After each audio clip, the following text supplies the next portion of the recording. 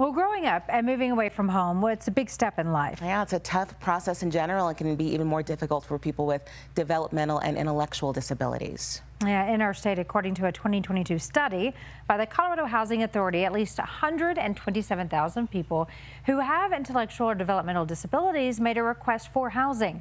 73% actually live with family caregivers. Now, that can be difficult, we know, on families, especially with only 3 locations in our state that offer residential options for residents with IDD. So one community is stepping in to offer another option. It's all happening in Broomfield. That is where your reporter Sarah Horbakowitz. Walking miles is one of Jennifer Eck's favorite things to do, partially because it's one of the few things she now gets to do without her parents. She was 24/7 supervision. I mean, I would go across the street to get a cup of sugar and come right back. At 3 years old, Jennifer was diagnosed with autism. Now, at 30 years old, she spent the last few decades working towards living on her own. We finally call it Jennifer's Journey. Jen, over here, sweetie. That journey includes joining a special needs cheer team and graduating from an independent living skills program in New Mexico. She came back and it's like, I want to live in an apartment like my brother. And it's like, great, but there's no place for you to go. So the Ecks started sharing their concern with other parents, especially as they look towards retirement.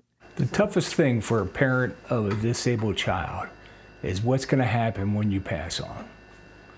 And that's what kind of got things rolling. That we need to start planning for Jennifer's future immediately and with purpose. Now, after years of meetings and working with City Council, a new, independent, neuro-diverse housing program is coming to Broomfield. The Grove at Cottonwood's 40 apartments are designed to be affordable based on income, aiming to build community for many who may be living on their own for the first time. This has been on our prayer list since we moved to Broomfield. And in the next few years, that prayer will soon be a reality.